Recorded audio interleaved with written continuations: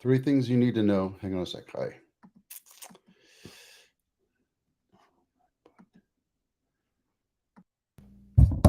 There we go. Three things you need to know. Silicon Valley, real estate. Here we go. Kenny Parcell, NAR president, National Association of Realtor president, steps down. 2, Airbnb, starting to fail. Been talking about it for a while now.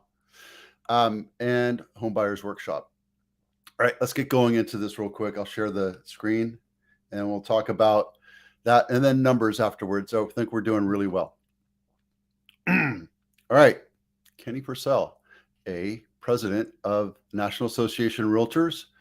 He resigns. There's a lot of sexual harassment claims and other corruption that is happening at the highest levels of one of the largest lobbyist associations in the country, second to National Association of Rifles, National Rifle, NRA.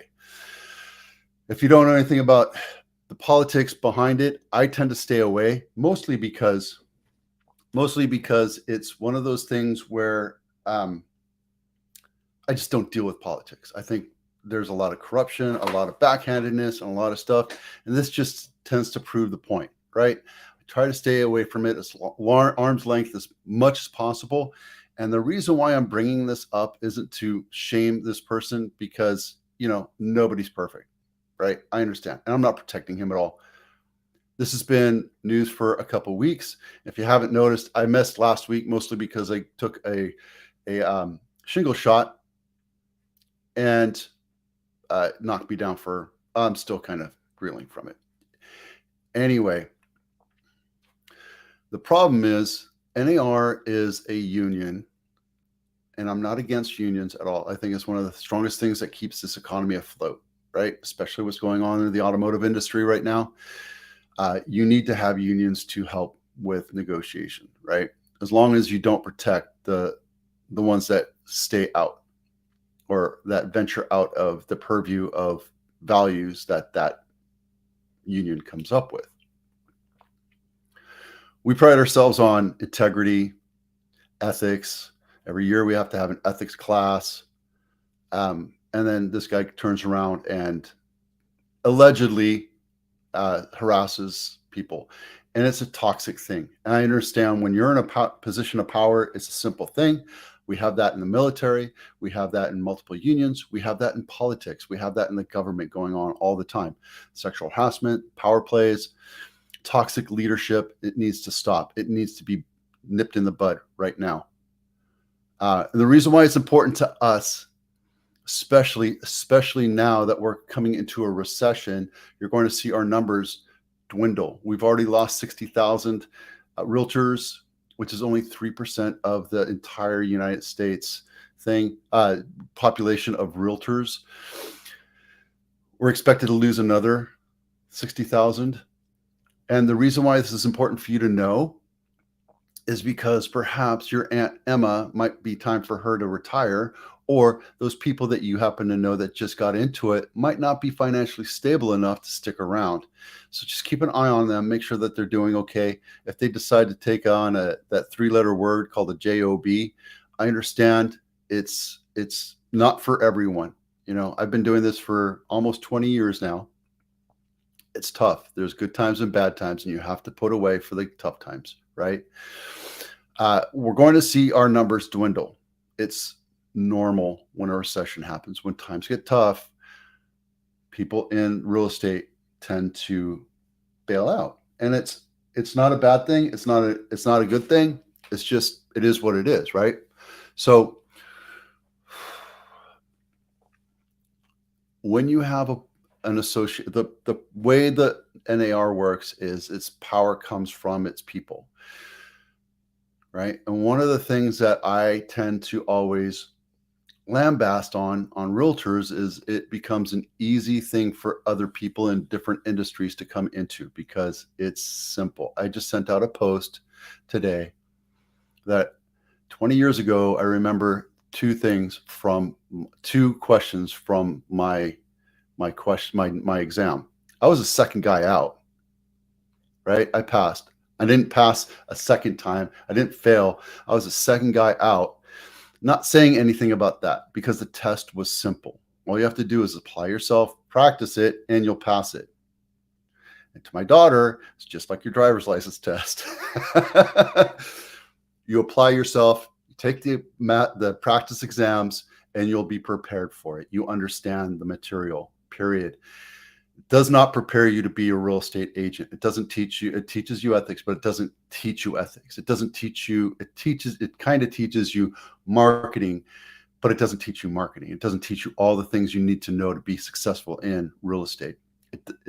It tells you the mechanics of real estate, not how to be successful in real estate, and how to have a long lived career in real estate. And that's what's sad about the exams. That's California. I can't speak to other states because I've never taken those tests. What do I know? But there you go. Their power is in growing their population. Their power is in collecting dues. And I want to say, well, look right here, 15% over the next couple of years, $156 per year, plus a $45 marketing fee, advertising, collects $315 million in dues every year. And some would say that it's not. I'm not in it. I don't know the day to day. I don't know what's going on with it, but I do know that a lot of that money goes towards lobbying and keeping regulations done and supposedly policing our own. And here's the problem. From the top up and the bottom down, we have to do better. We have to do better for our clients. We have to do better for the industry. We have to do better. We just have to do better, period. And doing something like this, while it might seem like a negative thing, it's actually a positive thing because it's a step in the right direction. Enough said. All right. Airbnb. I talked about this last week or the week before.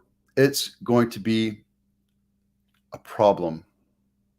You're going to see, and I understand that in Florida and other destination places, Airbnb hosts have given up a lot of Airbnb hosts have given up a lot and given out a lot of revenue. And the problem with this is there's so many gurus still on the freaking advertising wagon trail, swearing up and down you can retire from your job and be an Airbnb host. Well, it's not as easy as you think. Couple things. Their fees have gone up considerably. I talk about this. I went sailing a couple of weeks ago and I talked about this for about 20 minutes.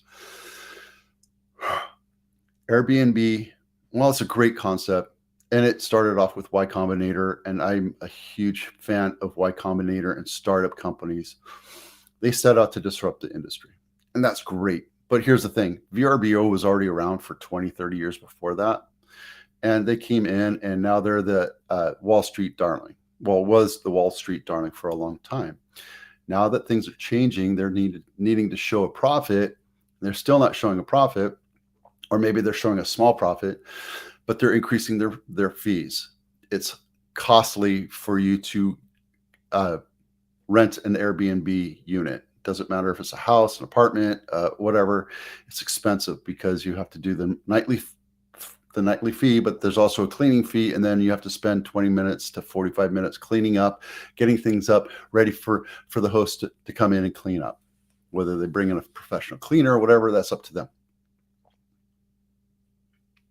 On top of that, there's a little loophole within the system that you can stay the entire time, and then you call up Airbnb and say, I wasn't satisfied, and they'll pull that revenue and give it back to the guest. And the host winds up losing revenue, and they lose possible revenue for paying for that house, that unit, that condo, that apartment. It's devastating a lot of people, and there's not a lot of people talking about that right now. Is it a huge population of the Airbnb host? No, it's probably 5 or 10% of people getting a little frustrated right now, but it's happening. You're going to see a lot of it. Destination places like Phoenix, Scottsdale, Florida, places where people go, they want to stay at a house. That's great, right? I don't see it as a positive. The last thing I'm going to talk about is oversaturation. I told you before that there's Airbnb gurus out there training people how to become hosts, right? One, you pay $500, $1,000 to learn how to take a course on how to become a host, and then you go through their system and become a host. You buy a place and then you decorate it, and you're spending all this money, and you base it on a specific revenue that are supposed to come in. Now, when you have way more supply than you have demand, you have units sitting empty, which hurts the Airbnb host. It doesn't hurt Airbnb one bit. They don't care. Airbnb started off where if you were leaving on vacation and you want for 10 days, 15 days, and you wanted to rent out your house, you can make some money off of, letting people stay at your house. Not something I want to do. So naturally it evolved into this thing where you can buy a unit and decorate it and make it your little pet project or your side hustle. And people have made millions of dollars doing that. There's nothing wrong with that.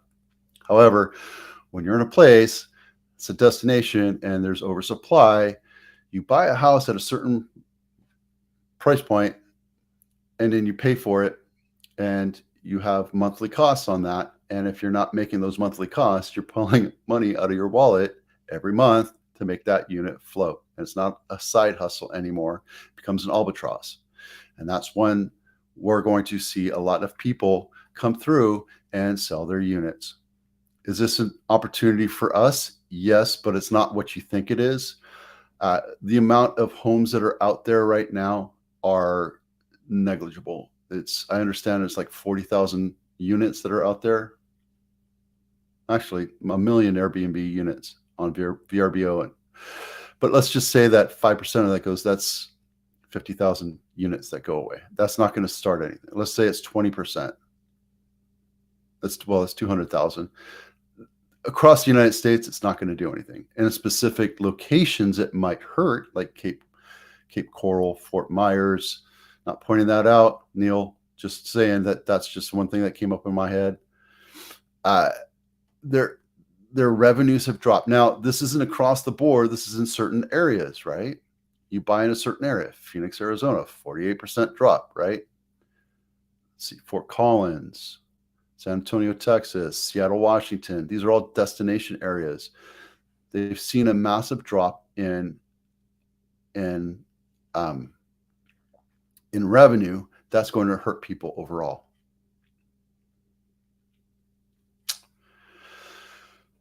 Supply ratio right here. This is where you need to be, and it's oversupply. So, here we go. Let me break this down here again. See, I'll make this bigger for you.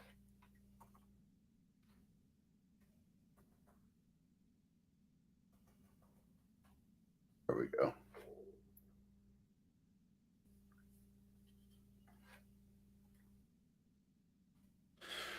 Okay. See, Phoenix, Arizona, 48% drop in revenue. Fort Collins, Colorado, 43% drop. San Antonio, Gulfport, Mississippi, Phoenix, Arizona. So what are these people to do, right? This is the supply versus demand, right? This is the assumption, right? It ebbs and flows. This line isn't really a straight line, but if you're up here, you have 2.5 times the supply for the demand. Units are sitting empty, or you have to lower your price. And that's Phoenix, Scottsdale, Tempe. It's oversaturated. That's the point that I'm trying to make. So if you're thinking about buying an Airbnb, I suggest you do a little bit more research. All right. Vacant units are surging. Here's that demand line that we were talking about, and those numbers are up. And this is just Nashville. Again, these are all just metro areas, right? You have to look at it specifically to different things, right? vacant houses for rent. Wow. Found in my monthly calculations. These are vacant houses for rent. This could be corporations that buy into the property. They just rather rent it or leave it vacant than rent it out. And it doesn't mean that different areas are doing or performing well either. I mean, we have different areas that are doing well. So the bottom line is just be careful, right? I'm not going to tell you not to. I'm just going to tell you be careful about buying into that. Lastly, I said home buyer workshop. Guys, we're getting a lot of people buying into this. This is great. This is an awesome little project that we did together. Scott Hill and I did a quick workshop. It's free. I don't call you, bug you. If you want to take it and not use me, that's great. If you want to use me, that's great. I'm not here to tell you not to do anything. But if you're in the mode to buy a house, consider getting educated as much as you can to buy a house, right? There's a lot of different facets. I always say there's 742 different things that happen in a home buying transaction. There's a lot of things, and use a Sherpa, use somebody that's been around for a while. So sign up for it. It's free. Again, I won't bug you. I'm here to answer questions and educate you. One last thing. Beautiful day, October 7th and 8th. I'm doing Latimer, but there's 20 different projects that are out there, 18, 19 different projects that are out there. Get involved in your community. All right. Okay, numbers. By the numbers, we're at over 26,000 units over the last year. That's volume is down, right? We're supposed to be, as far as the numbers are concerned, I haven't actually done the numbers of units, but I can tell you average closes per week, we saw 916 in 2022. That was 2022 after we peaked in April, 4 months into the year. We're down to 774 on average. I'm sorry. Yeah. I guess I should do that. Yeah, okay. Let's see, I can do that real quick. Equals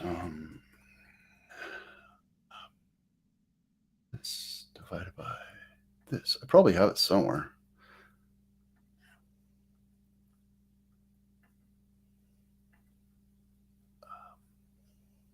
Anyway, we have 694 versus 916. So we're a third of where we should be, right? Volume price-wise, we're at 73%. This is probably 70% as well. But look at the numbers. They're still staying strong. Now, this is from a high right here. If you look at the average, I calculate this out from the average sales price, which is 2.4 to 2.4 over here.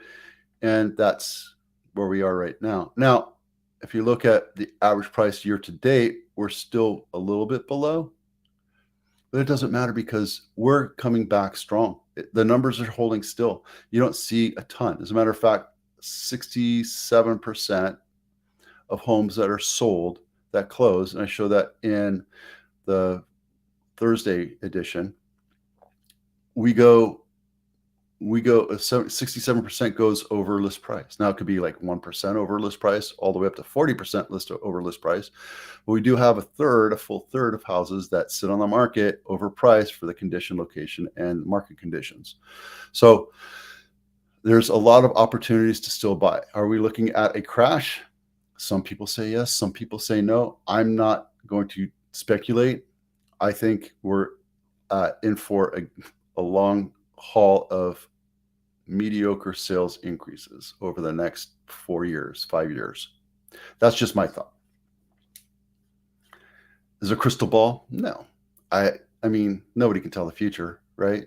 We can go into World War III, China collapses, all sorts of different things that can happen. I see all these reports all the time. I talk to economists. I see a lot of economist podcasts and videos, what's going on across the country, across the world. And there's a lot of turmoil that's happening. But is it something that's going to crash the market? I don't know. We have automotive industry going and going on strike. We have China slowing down their economy. We have shipping slowing down. We have multiple currencies losing their value. We have oil prices going sky high. So I don't know. There's a lot of things that are in the rule. Thing is, you can't buy for today.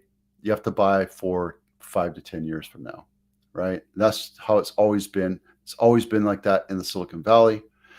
I'm still looking at buying property outside of California, and there's a lot of great deals that are happening out there. So if you have any questions, you want to run it by me, I actually have an appointment this week with a past client of mine. And it's just something that we're doing, right? We're getting ready to prepare for the next decade, the next 10 years. And that's the way you have to look at it. All right. I'm Vito with Abitano. We'll see you out there.